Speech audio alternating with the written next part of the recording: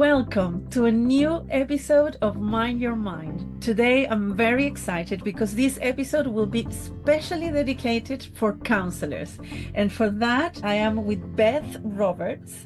She is the co-founder of Counsellors Therapy Pot, an organization that the first time I heard about it, I was very excited because I thought it was a fantastic idea. And I leave you, Beth, tell us everything about it. But first of all, welcome.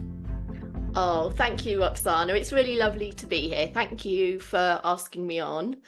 And it's really nice to hear what you said about Counsellors Therapy Pot as well. So thank you for that. Yes, and please do. Let's get started with knowing about the Counsellors Therapy Pot and tell me what is it, what motivated everything. We want to know everything. Okay, yeah, sure.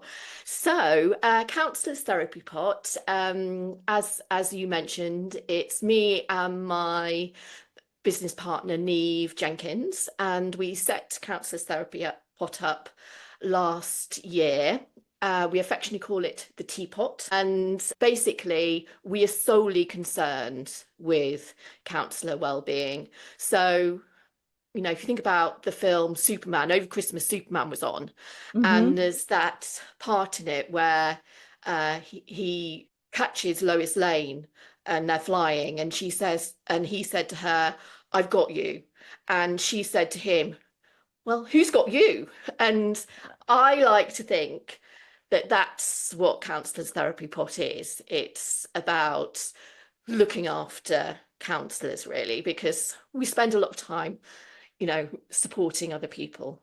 So the main thing that we do at the moment is that we have a counselling service, a low-cost counselling service for counsellors, where basically you can join, and when you join, you give up to an hour of counselling for somebody else, up to an hour a week. And then somebody else within the membership hub gives you an hour's counselling, whether you want it every week or every other week or every month. And we, rather than, because obviously, counselling costs sort of anything from sort of £40 or so upwards up to sort of 100, but we basically charge a monthly fee of £20 a month, which, as you can appreciate, is a huge difference.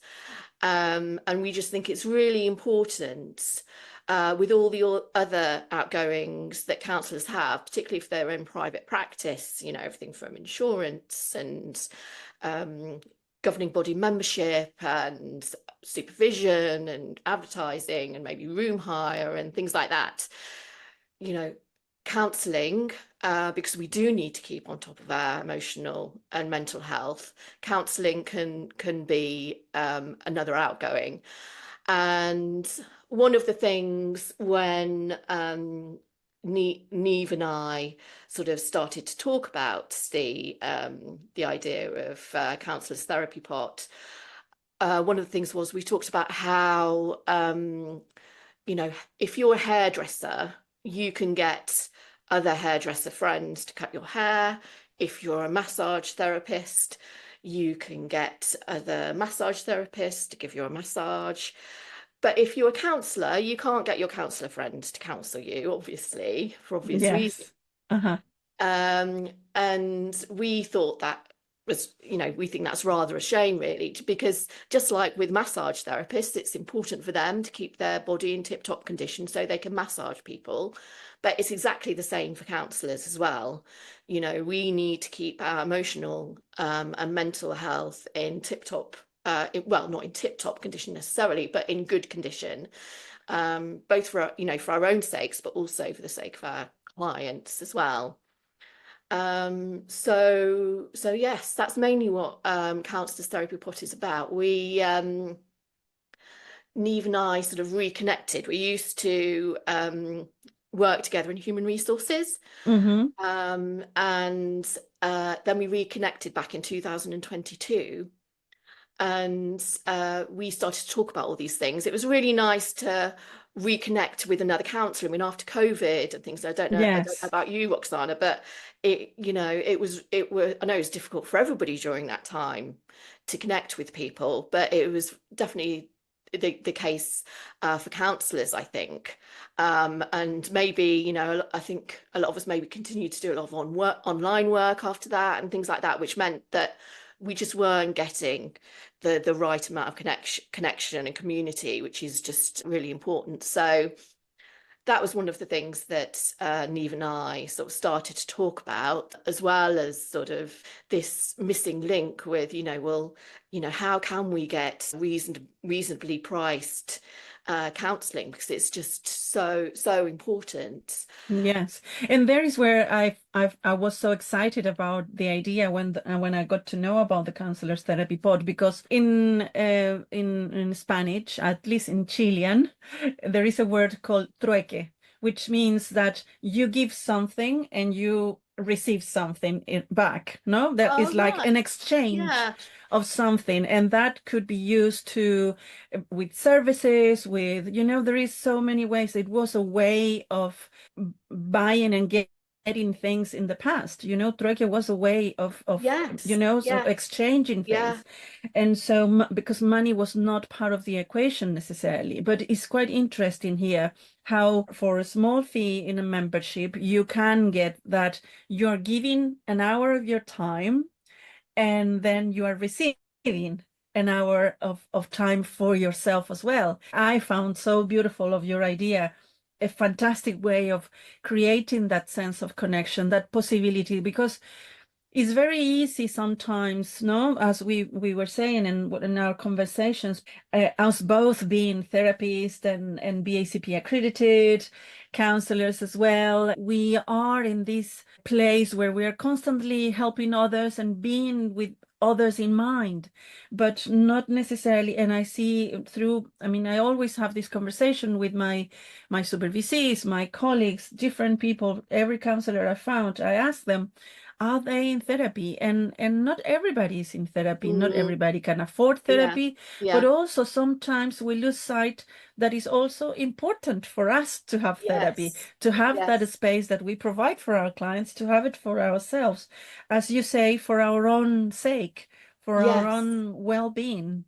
And Yes. that's that focus in of the counselors therapy pod is something that I really really love, that is so as well in connection with the aim and the ideas of Mind Your Mind, pretty much the reason why Absolutely. I created Yeah. Mind Your Mind. Yes, there's a real synergy there, isn't there? And I'd just like to pick up on what you're saying about, counsellors getting their own therapy, because one of the other reasons why we set up the teapot is from experience that I had. So back in 2020, I had a medical trauma, Mm-hmm. and after a few months, it was quite apparent that I had CPTSD. And Uh-huh. I really needed my own help, but I financially, that was really hard. I mean, I just about Yes. managed to do it, but it wasn't easy. It was an expense that I really could have done without. And I remember thinking at the time, oh, I wish there was something else that I could do here. Mm. I wish there was a service that I could call upon, because it's difficult, because it's this is I needed to keep working as well. Um, so luckily I was able to access the counselling just about, but I don't want other people to be in that situation. Mm. I want them to have somewhere to turn to go to. Yes, and that's why it becomes so handy. What, according to your experience, then, I mean, there are so many themes that comes into my mind that we can go on with this conversation. But in your experience, what are the themes, or is there any common themes that you find that are part? I think my intention in this conversation as well, since I am thinking about all counselors, is to also normalize, that the fact that we are human, we are all going through life experiences. We all very possibly got into this world of work with the intention of helping others and being helpful. That's something that I hear a lot from many people that I work with, about the intention of being helpful. And so what are the themes that you think are more relevant, or the ones that you have come across? Where would you like to start? If we can Mm. pick something, where Sure. that could be. Yeah. So I think there are obstacles that people find for counsellor wellbeing, and I actually we've Mm-hmm. got a Facebook group for Counsellors Therapy Pot, Mm-hmm. and in that I did a poll and asked people what their sort of main obstacles to wellbeing were, and the thing that Okay. actually came out on top was actually financial empowerment. I see. Okay. And so, in delving into that further in the group, what people said was that it was for people who were in private practice Mm. who didn't have the who or don't have the benefits like holiday pay, sick pay, pension, that kind of thing. Mm-hmm. Because, there are great things about being self-employed, and that's why people choose to be self-employed. However, there are downsides to that as well. So that was one of the things that came out on top. Also, I think what also contributes to that as well is when there's downturns in business. Uh-huh. So maybe in the summer or at Christmas time, people often experience downturns, and that can really have an effect on people's mental health. It can send them to a place of sort of fear and scarcity, really, where they're wondering if they're going to be able to pay their mortgage or whatever it is. And adding to that, recently, sort of the cost of living thing in our country as well, I think that that's really impacted counsellors. I think people forget that counsellors also are impacted by Mm-hmm. these things. And I think particularly what we are interested in at Counsellors Therapy Pot with regards to that is that when we do maybe feel down about something, we start to feel a bit helpless, Mm-hmm. we can go into sort of a survival mode. Confidence has been knocked, which means that we're maybe, we might be missing out on opportunities that, that can mean that actually they don't feel like they're in a bad place financially. So we like to support people to feel more empowered. And, in a practical sense, that was one of the reasons why we set up Counsellors Therapy Pot as well, because, as I mentioned earlier, counsellors do have, all these other outgoings. We can at least sort of save on the cost of counselling a bit. Yes. People Mm-hmm. need it, and that in turn will help people to feel better and more sort of energized, hopefully, Yes. to come up with solutions Absolutely. for other problems. Yeah, because when we are more energized and we are feeling supported, we do have those spaces that are, make us feel good and make us feel that we are not alone. We can be Absolutely. Yeah, creative. that's We so can find important. solutions. Yes. No, Yes. those are the spaces that facilitate to maintain, in a way, it's what I'm hearing from what you're saying, that state of mind, to continue to be creative, to find, and sometimes not lose sight of opportunities, Absolutely. and also create opportunities for oneself. But also, what comes to mind, and from my own experience, is the need of tolerating the uncertainty Yes. in Yes. your That private is so practice. true. Yes. Yes, that is so true.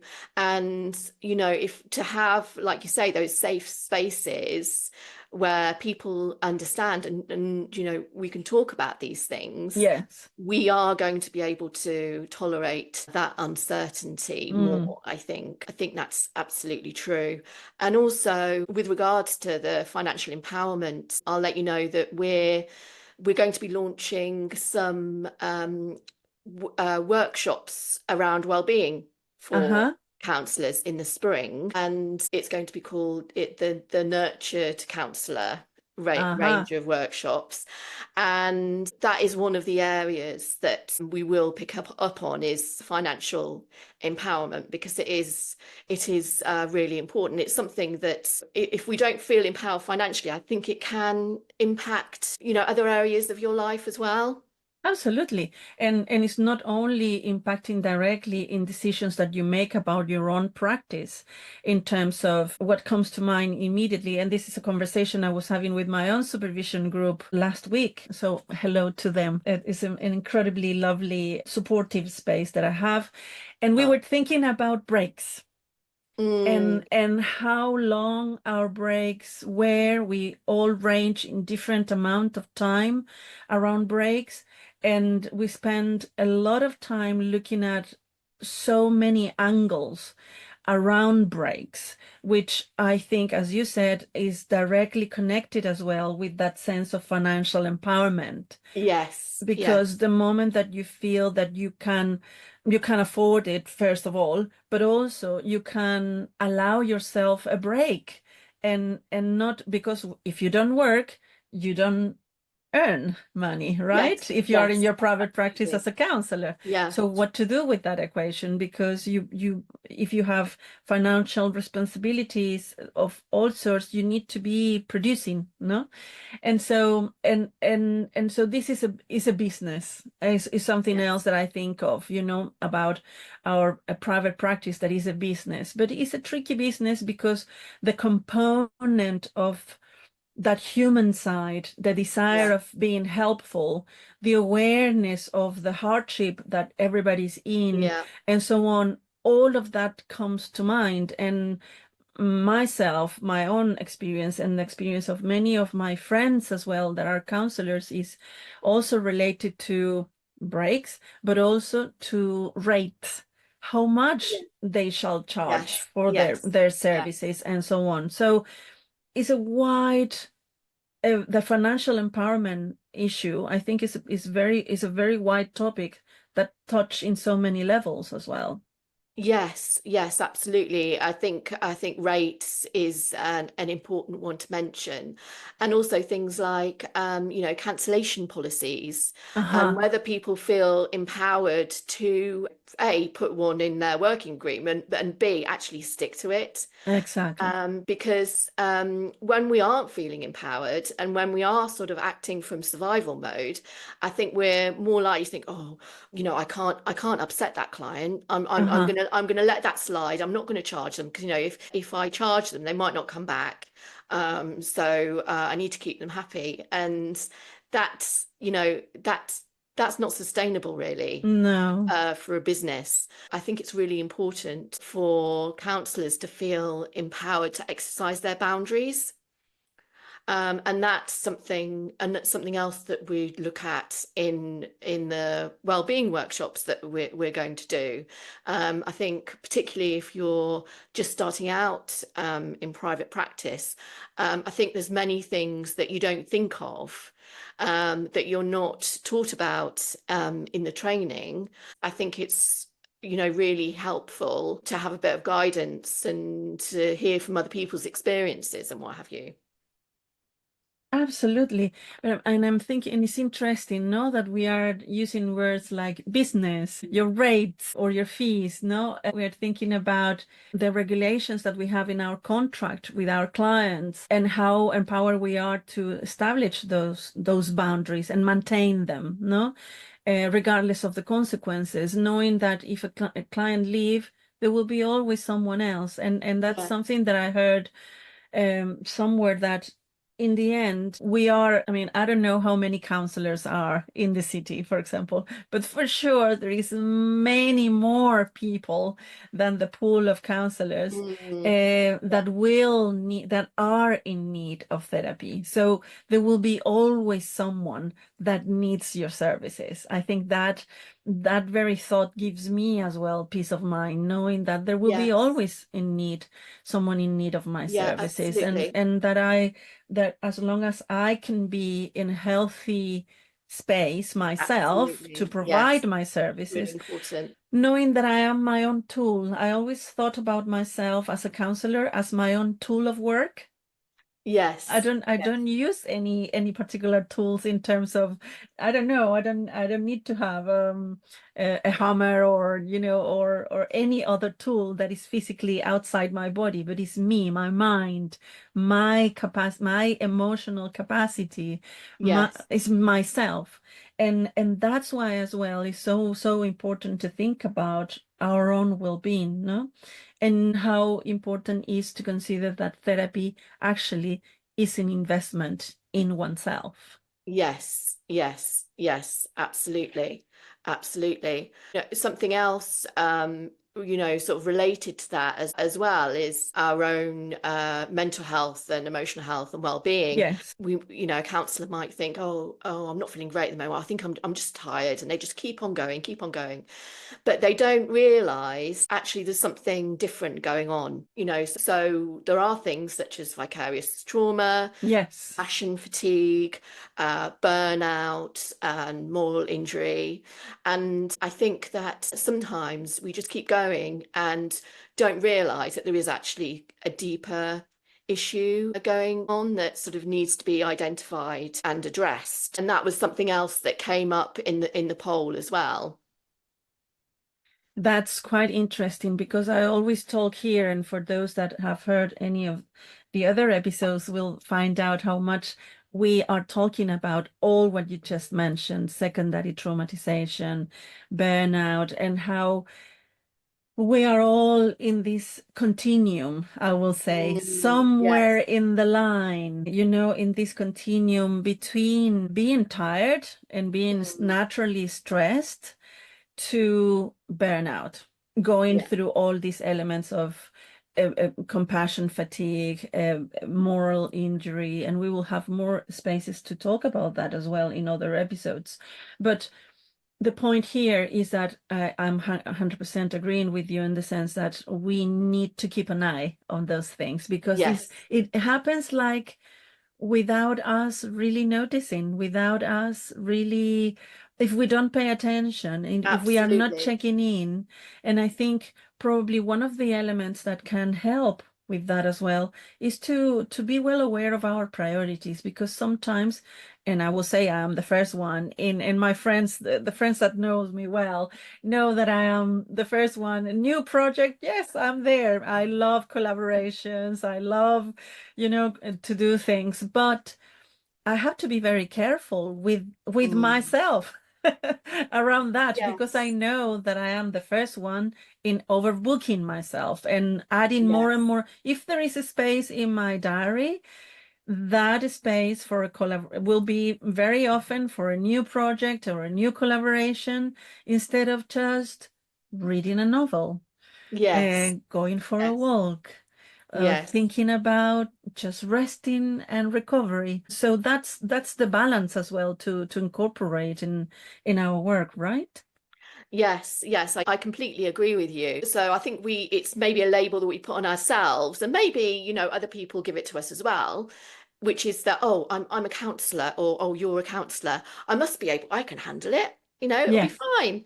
And actually, that's not actually true, because we're not different from anybody else. We need rest and recuperation and, fun and all those things just as much as anybody else. And also, I think that our role is actually really quite unusual in the way that it uses our emotional, mental energy. And I think it's really important to acknowledge that, yeah, and not just sort of keep pushing on. And I think that, not all counsellors, but a lot of counsellors are women with lots of Mm-hmm. other, responsibilities. They might Yes. have childcare responsibilities. They might be looking after elderly parents, even that kind of thing. And we just have that mentality of it, oh, it's okay, I'm a counsellor, I can handle this.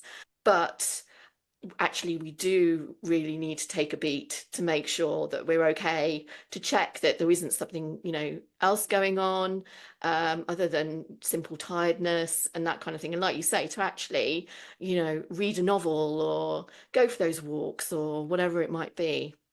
Yes, finding the one action, the one activity that makes you feel nurtured as well. You mentioned the word nurtured before, and I think that's so important because, and the analogy of Superman, I loved it, because who take care of us? And if Yes. we don't do it as counselors, who else? Knowing that we are in that line where we are listening so much of the pain of others, of the Yes. troubles and trepidations of and Yes. predicaments of other people, Yeah. that we are also working a lot with that material, and sometimes it can touch something, can trigger something within ourselves as well. In many ways is the force and the motivation to continue doing what we're doing, but in other cases can also reflect our own pains, our own traumas, Absolutely. our own Absolutely. hardship somehow. And Yes. how do we deal with that? How we can find the way of working in a healthy way, because we all have all sorts of coping mechanisms that we have developed through life, right? But how do we ensure that our coping mechanisms are healthy in the long term? I think that's the challenge. Yes, yes, yes, absolutely. That's so true. And, the thing is, a lot of us might well have coping mechanisms that aren't particularly healthy, actually. If we had to be a people pleaser, for instance, when we were very young, we don't necessarily realize that we might have slipped back into those ways as a counsellor. So when that person says, "Oh, can I change my appointment this week?" or whatever it is, we sort of bend over backwards to facilitate that when it might not be the best thing for our well-being. So yes, we have to make sure that our coping mechanisms are actually ones that are nurturing and healthy. Yes. And you work in part of your background is working in HR. Yes, And that's you are right. making, with what you just said, make me think about the boundaries, in the sense of, in big organizations, we have protocols and Yeah, procedures that will yeah, help us actually to set the boundaries and the scope of our work. And so many times that can be seen as an obstacle, but actually it can be a great help. And that's why it absolutely. could be a great help as well for counselors to have their own set of boundaries for their practice and give them a Yes, think. You mentioned the cancellation policy. We can think about breaks as well, not only your break, but the breaks yes, of your absolutely. clients, and so many other elements that help us to have a clear stand, that when in doubt, we just refer to that clear stand and exercise it without giving it much of a thought, especially in those moments when you are noticing that you're bending backwards for someone. Yes, You can then go back to your written agreement and take it from there, and use yes. that as a way of supporting yourself as well. Yes, yes, absolutely. I think that's so true what you were saying about, working in big companies. Some of the red tape is pain, but a Hmm. lot of it is actually supportive as well, hopefully. And what I'm doing this year, and I invite anybody else to do the same, who could do with doing it, is Hmm. I'm actually writing my own well-being policy for my practice. Okay, tell us more Uh, about it. so that includes things like, so for instance, I want to change the hours that I'm working to be more structured. At the moment, I'm doing kind of a couple of what I call sort of split shifts, where I work early in the day and then I work later on in the day as well. I'm not finding that great for my well-being. So I'm setting up a new sort of structure for my week, and that will be included in the well-being policy. It will also include sort of things that will also be introduced into the working agreement with clients around, you know, cancellation policy, which I'm going to change slightly. And it could even be things like not if clients are sick, asking that they respectively stay at home, either have an online session, maybe defer to next week. Because obviously, we don't want to get sick. What I do for myself each week in terms of exercise, recuperation, and sleep. And so it could be very sort of finely tuned to purely the council run, or you could have it so that it encompasses sort of your whole your your whole sort of working week, really. And I find so useful what you're saying in terms of creating this structure that make you think about how is my week actually looking like, and what is the space that what comes to mind as well for your list is socializing. I Yes, I yes, had the pleasure absolutely. to meet friends last night, and we were talking about how much socializing we are doing between the combination of working from home for many of us now in this new norm that we have after the pandemic. My own private practice is 90% online. And Yeah. and that's not something that I actively look for, but my clients are wanting to have online Mm, sessions, no? yeah. So we can easily be much more at home. And with the cold weather or whatever reasons, we Yeah. tend to then get out less. Are we seeing other people enough? Mm, Are we yeah. socializing So enough? Are important. we are we having other kind of conversations? Because and we were having this very conversation with my friends and saying, okay, we're working a lot, and I am having some kind of conversations, and I am seeing people, and I'm talking all day, in fact, Mm, and but what about other kind of conversations, the yes. conversations you can Yes. have with your friends, the Yes. laughters, the Absolutely. silliness, the whatever, the anything and everything that not necessarily is the kind of professional conversation that you have when you are doing therapy and so on. No? Yes, yes, I completely agree with you. And it was really interesting actually. I bumped into somebody who recognized me from the Counsellors Therapy Pot Facebook group. Uh-huh. And we were saying, and she recognized me from my photograph. It's so important to have that contact. It's really good to have Facebook groups and things like that, but it's not the same as seeing people in In person. person. So now Hmm. we're going to meet up, and it is so important. That was the same thing with Neve and I as well when we sort of started meeting up after the pandemic. I mean, I at that point I wasn't meeting up with any counsellors Uh-huh. face to face. Now I also have a peer support group Uh-huh. as well, which is absolutely lovely. And that's where those things just really come into their own if you do have a tough time. If life is difficult, you're working and you've got other things going on in your life with family or whatever it is. Those are the times that you're going to need to have those relationships built up as well. And it's so important to maintain those. Yes, and I think in a way we mentioned it at the beginning of this conversation, no? How practical it is to be working in your own private practice and to be self-employed. But really and truly, work is not the end and all in No, life, no, right? And no, so, absolutely, and that's absolutely. why is we are having this conversation, you and me as well. Yes, Somehow to remind everybody that yes, the private practice, yes, to the policies and the work around that, and so on. But to bear in mind that there are lots of other aspects of life that yes, require taking care of, that yes, require attention, and that are so absolutely, important.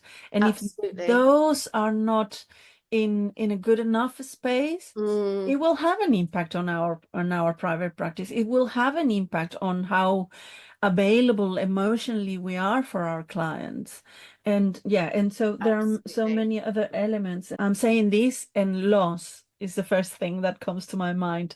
I'm sure we will be able to have more of these conversations. Beth, we are reaching the end of today's episode. Just to finish, what do you think could be the first step towards taking care of a therapist, quality of life, well-being? Yeah, that's a great question. So If you're a therapist who's maybe just starting out, or if you at a place where you're thinking, actually, my well-being isn't where I want it to be, then I invite you to sort of look at the routines and rituals that you have currently. And it's not about changing everything all at once, because that's just not going to work. No. But to look at what you're currently doing and work out what small change that you can make that will make a difference to your well-being. So for instance, you might look at your morning routine and think, there is nothing in there that I actually do for myself. It's all for other people, or it's all through necessity. There's nothing there that's calming or nurturing or nourishing for me. So if that were the case, I'd invite you to maybe, put one thing into your morning routine. It doesn't have to be an hour-long meditation or anything. I know people don't have time for that, but it could just be 5 or 10 minutes doing a meditation or some breath work, or simply sort of sitting, listening to some beautiful music for 10 minutes before you start your day, or something like that, whatever calls to you. Or it might be that you think, actually, at the moment, between sessions, I'm just scrolling on my phone and I don't think it's doing me any good. So, okay, what could you do instead? What could be nurturing or nourishing for you? So it might be something like you might want to dance around your office, or you might want to put some loud music on, or you might want to take a short walk or something like that. Or it could be that you realize, recently I've really let my exercise regime go, and I feel that is has had sort of a derogatory effect on me. So it might be that you want to bring in exercise again. And again, it doesn't need to be, every single day or anything. It could just be once a week to start with. Just think, what small step could you make towards that? So is it looking on YouTube for a new yoga class, or is it just going out for a walk for 20 minutes, or whatever it is? And what I'd say around that as well is put it in your diary. I think that's important. Make it non-negotiable, because I think that if we say, oh, okay, I'm going to go swimming later on today, and then something comes up and you end up saying yes to it, make sure you do it by putting it in your diary. I think that's and making it non-negotiable. I think that's really important. And as like an added thing as well, what I would invite counsellors and therapists to do is to really check in with themselves and say, do I need any support at the moment? Do I need my own counselling? Do I need to reach out to friends? Do I need to reach out for colleagues? Perhaps people listening to this have thought, actually, I quite like an in-person peer support group. What could you do about that? So I think that's really important to think about as well, because I think all too often we just don't think about what it is that we need. Yes. So inspiring. Thank you so much, Beth. And I think in what you just said, there is so much to inspire our counselors that are listening to us today to start with that one single step, one single thing that they can do to start with their new way of taking care of themselves this new year as well. And also I want to invite everybody that is listening this episode, just to remind you to share it with your colleagues, your friends, your counselor friends, especially. This episode is dedicated for all counselors, so our thoughts go to all of you. And thank you for listening. And please let us know if there is anything else that you are finding quite useful to take care of yourself. Let us know. We will want to hear it. And good luck, Beth and Neve, to your colleague as well, Neve, with the Counsellors Therapy Pot. We will keep an eye on you, and we will for sure meet again here in Mind Your Mind. You're more than welcome to come back, and thank you for being part of the Mind Your Mind family. Oh, it's my pleasure. It's been so lovely to speak to you today, Roxana, and I hope your year continues well. Thank you so very much. Take good care. Bye-bye.